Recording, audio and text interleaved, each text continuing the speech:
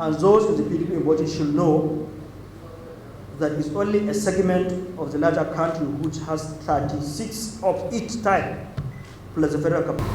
Governor Abubakar, our state chairman,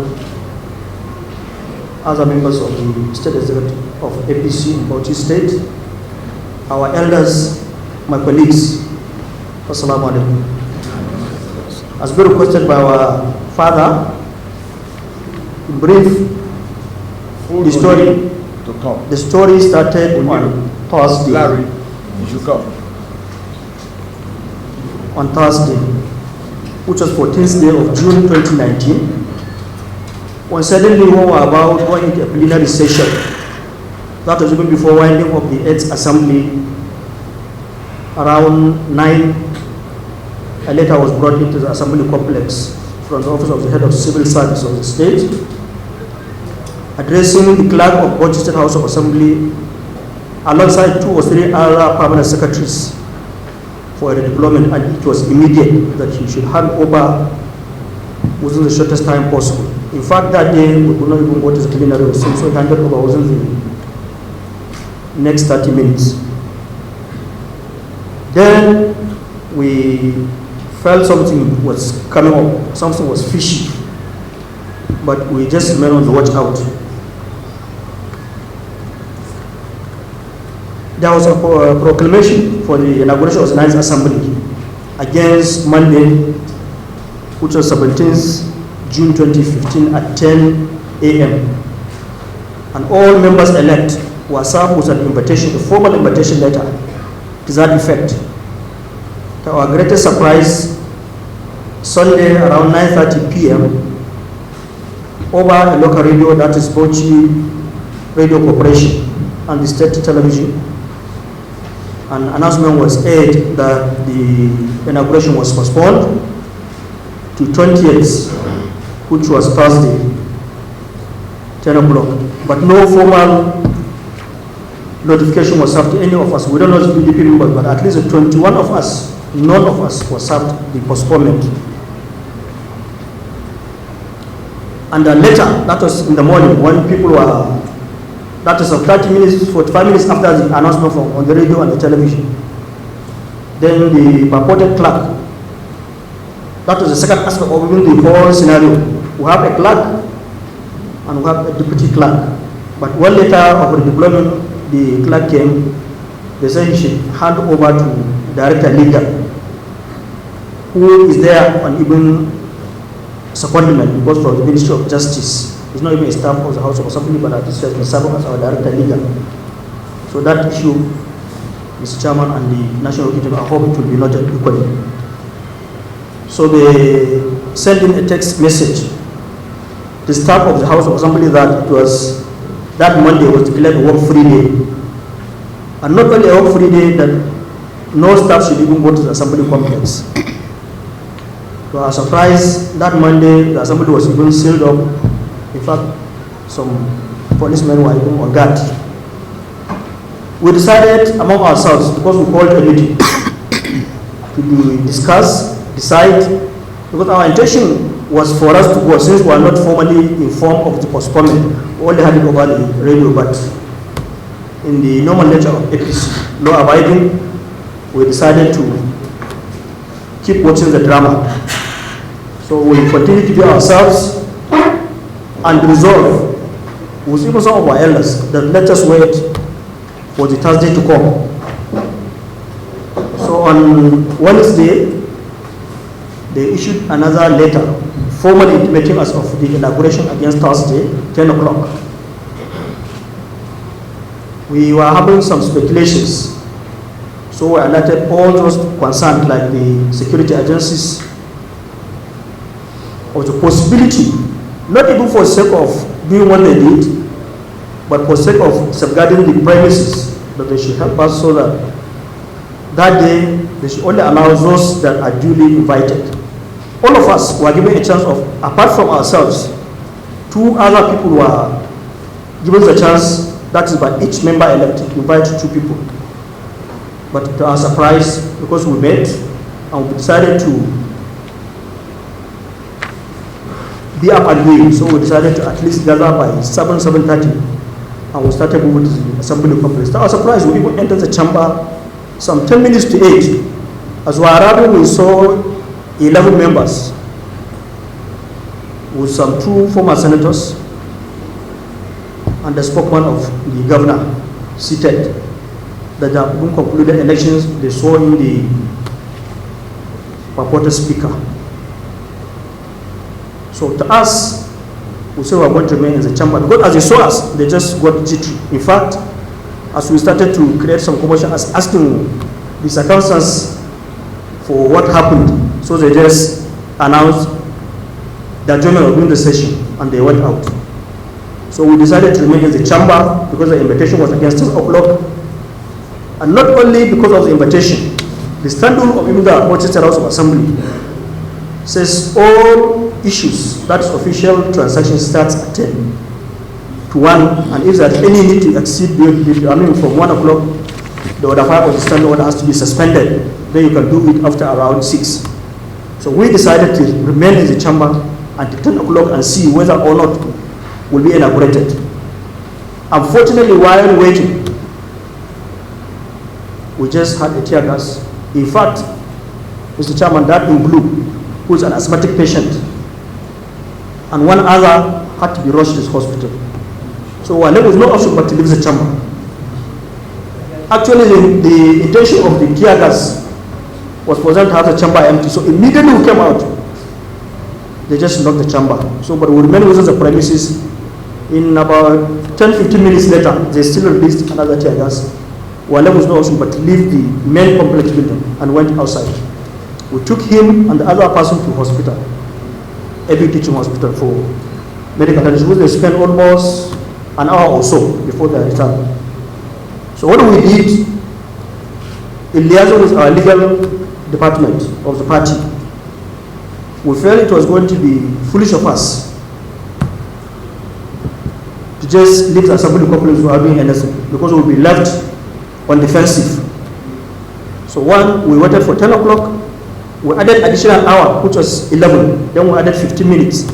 Then we decided, even though we didn't have mess, the mess symbol in front of the assembly complex, we used it as a mess. We inaugurated ourselves, elected a speaker, deputy speaker, I saw in other members. Then we addressed the press and left. Initially, while waiting, we were harassed because initially they even said we should leave the complex.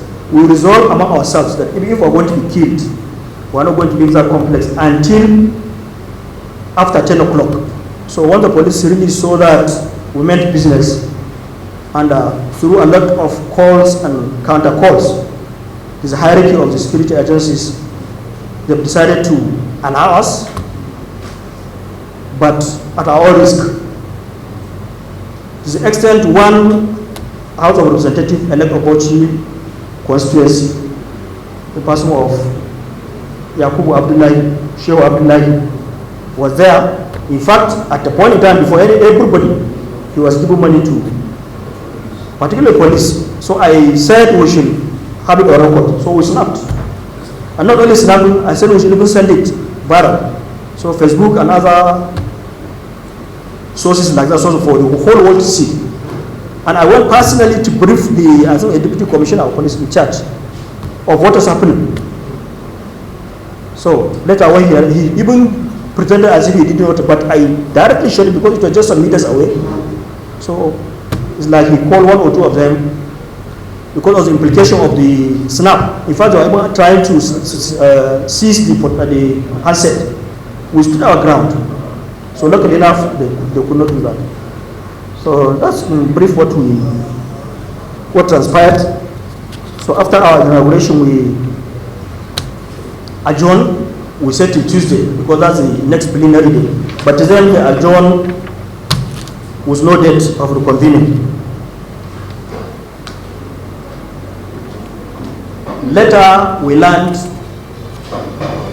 2 members from amongst ourselves that they were called into the government house.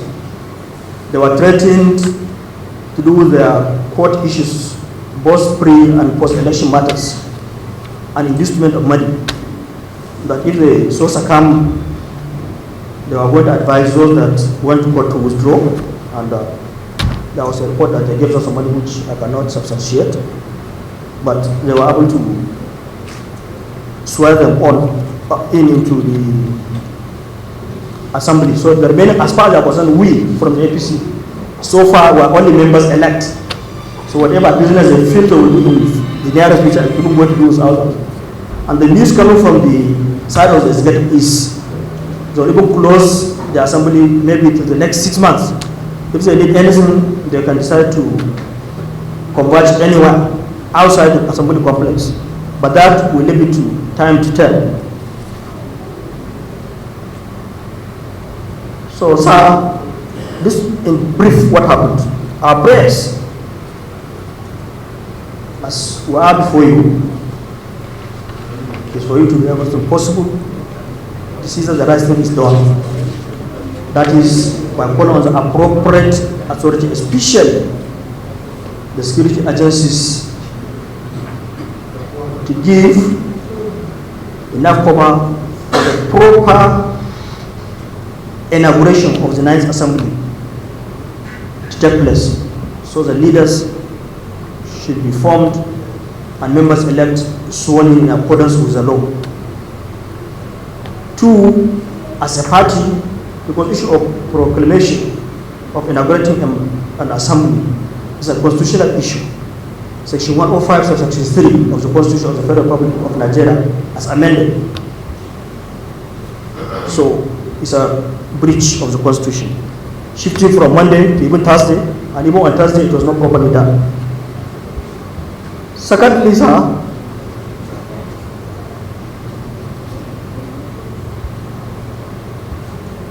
the even safety of all of us, as it is at stake. So there is need, maybe it's very proper directive from above. Our personal security and even the security of the complex while in session.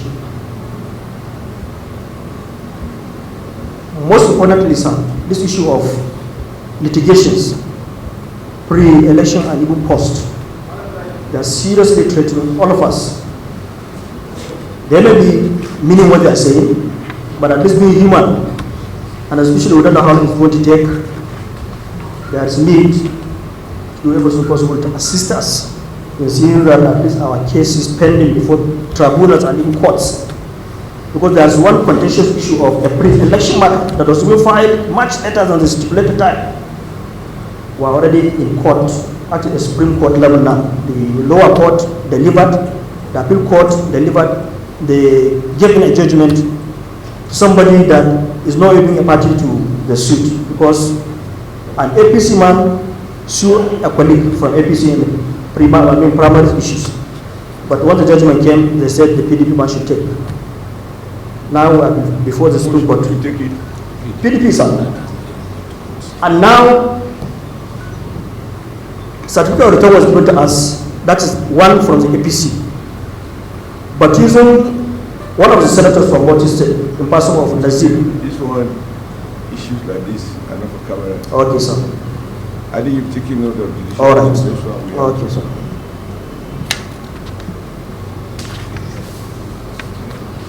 I think you've covered all this. Yeah, I've covered, sir. Almost. I've covered. So, despite all the 30 schedules, you are here with us.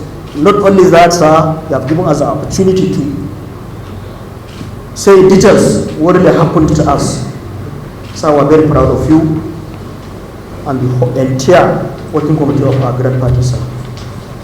Lastly, on behalf of all of us, because of pressure, especially from our meeting in Kano last Sunday to date and now, so if you see the amount of pressure, the amount of intimidation, the amount of threats.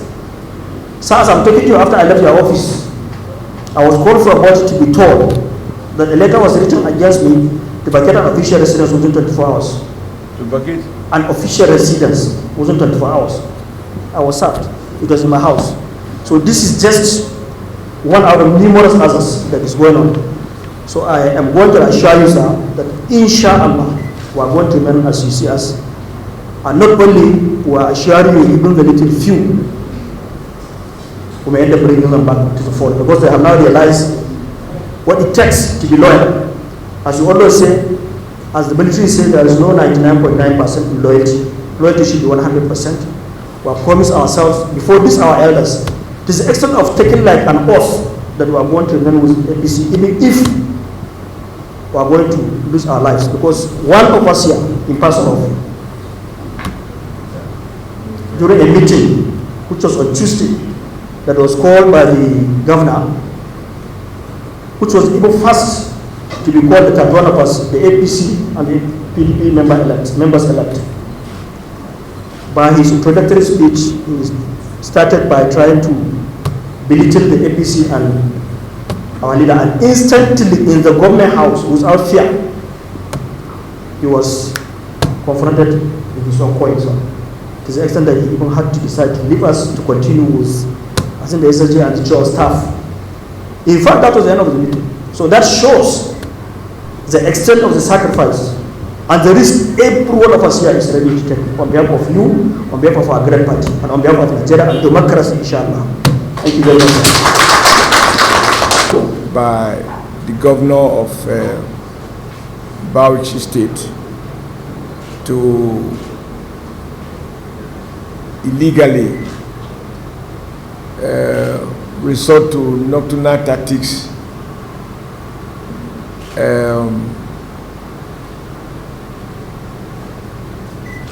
at nocturnal hours to purport to inaugurate a house. I'm just coming from the bill. I went to brief the president in full because I've had the opportunity of meeting you earlier in the day, and you shared with me in greater detail what I've had. I've had a conversation with the governor twice, so I have all the facts. We members of NWC, we have deliberated on these issues. We actually went to meet the Inspector General of Police to prevail on him to ensure that the police do not provide security for an illegal act, because the worst form of robbery is political robbery. It's worse than robbing people of their property. But if you rob people of their right to govern, the people of Bauchi, in their wisdom, have chosen to entrust the leadership of the Bauchi State House of Assembly in the House of APC by voting for 21 of you and allow PDP only 10. Their intentions were clear, that APC should control the legislature.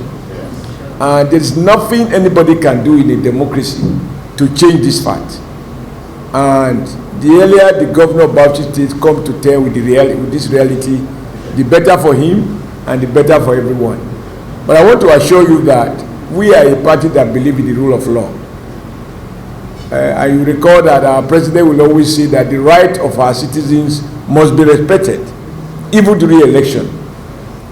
And it is because of that liberal disposition of the president that you can have a PDP person be proclaimed as the governor of Bauchi State after the last election. If it was about use of might, we can as well use the police to occupy the government house and put anybody of our own choosing to govern Bauchi State. But we are obliged, in spite of the huge reservations we have about the manipulations of the election and the fact that we believe as a party that Governor Abubakar won the election, but until the court make the pronouncement, once INEC has chosen to recognize Alhaji Bala Mohammed, we have to abide by that reality, painful as it is. That is because we realize we are under the rule of law, even as a national governing party. So if we have not misused federal might or federal instrument or institutions to prevent Governor Bala Mohammed from being inaugurated, it is a shame that he would rather sit and use federal institution to undermine the rights and privileges of APC members elected duly by the people of Bauchi State, certified by INEC to be inaugurated. For me, it is clear, like we told the IG, it is a shame if the police provide cover for any illegal act. Our president is consistent that the rights of Nigerians should be respected. That includes the rights of the electorate and the right of those they have elected, as represented by your good selves. And of course, like you said, Mr. Speaker, the laws are clear. Democracy is a game of numbers. Minority can never preside over majority in a democracy. So, to the extent that we have 21 members, there is nothing the governor can do about that fact.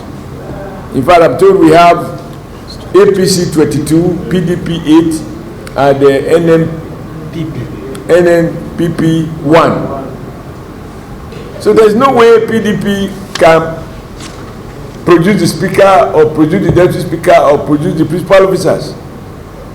If the governor insists, then he's inviting trouble for himself. Because if we also insist, he could have said that he's not vacating the governor's office until his case is determined.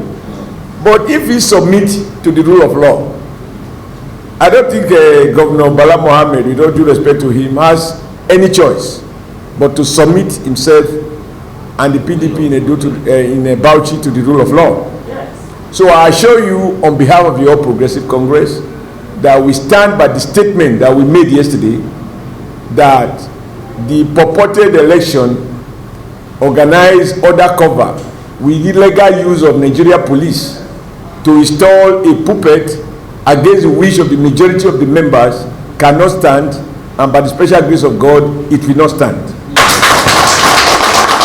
We will fight it to its logical conclusion, and we will prevail on the police to provide security for the enforcement of rule of law. We are not asking for any partisan support.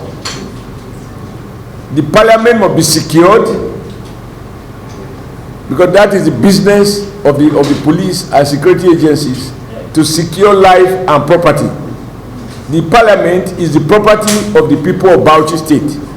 It must be secure so that it is used for the purpose for which it was built, which is lawmaking. It is not at the discretion of the governor to lock up or to open. So we will do everything possible to ensure that that building, being a public property belonging to the House of Assembly, is open to the majority of the members of the House. So be assured that we are committed to that, and I want to commend you for your commitment to principles. When you are telling me about invitation to meetings, inducement, intimidation, harassment, I'm fully aware of all those kind of things, because what other instrument is available other than to try to induce those who are weak-hearted? But I'm happy that there are many Nigerians who have given up, that there are no men or women of honor who can resist temptation. But you are an example that we do have outstanding Nigerians at all levels, including Bauchi, who can resist not only monetary inducement and all temptations, but even resist intimidation and stand on what they believe is right. So we are proud of you. We will stand by you. We will start with you, and together we will ensure that the rule of law prevails in Bauchi State. Unfortunately, the situation in Bauchi is almost similar to what has happened in Edo State. I'm ashamed to talk about it, but there is nothing to hide. We have a similar situation in Edo, where in our own case we have 24/24, all of them APC, but somebody want a particular person as a speaker. 19 people out of 24 are opposed to this person. They then decide to carry 6 members into the house who were willing, and then invite the other one for, like, invited you for dinner. They arrived there only to be bundle into a vehicle, some of them in their, one of them in the short knicker, to go and get inaugurated by 9:30 p.m. at night. Yours was 6 a.m., Edo was 9:30 p.m. And like you rightly said, all these are unholy hours. Those are nocturnal hours. I could use a quote I read from one Supreme Court judgment, when you try to do things, because the working hours of Parliament are provided for in the rules of the Parliament. It is not up to anyone to change those rules. Only the Parliament properly constituted can decide to change the rules as they are. And you cannot change those rules before the Parliament is inaugurated. So it's not at the discretion of the clerk or the police. So that is why yesterday we say we condemn in strong terms the attempt to interfere and misuse the police, in particular and other security agencies, to impose minority rule in Bauchi State or in Edo State. Because the truth is, you cannot bend the rules. If it is wrong in Bauchi by an APC, by a PDP governor, it cannot be right in Edo because the governor is APC. What is right. Truth has no affiliation. It stands on its own. So I assure you that wherever this is happen, we are clear. We have to stand on the rule of law. But I want to appeal to you, the way you have resisted violence so far, continue to resist violence. Because it is the guy who is losing who will like to resort to violence. Violence will not bring us closer to solution. It can complicate the problem. And once you remain resolute, I will tell you, and I'm certain by the special grace of God, time and the future is on your side. We will do a letter to the Inspector General of Police to again convey your grievances and prevail on him on the need to protect the rule of law. The police are law enforcement officers. They are not executive enforcement officers. They are not expected to take unlawful orders from governors or from politicians. They are to enforce the law. And the minimum knowledge a police commissioner needs is at least to know the basic rule as it relates to the management of our three arms of government. So we'll communicate this to the IG, and I believe the IG will do what is right and ensure that the rights of our members in Bauchi and in Edo State are protected. So I'm sorry you have to spend another night here, but we'll try and make Abuja more safer. I find time to go around the beautiful city. But to be honest, we in the National Working Committee, we are proud of you. We are proud of any APC member who stand on the side of truth. And you know, talking further, the fact that we have 21 members out of 31, and PDP has only 8, is a statement about the credibility of the election of the governor himself. Sure. But time will tell. I am a believer that democracy is only for those who are capable of long distance running. It's not a 100-meter dash. And together we'll get to destination. Inshallah. Thank you very much.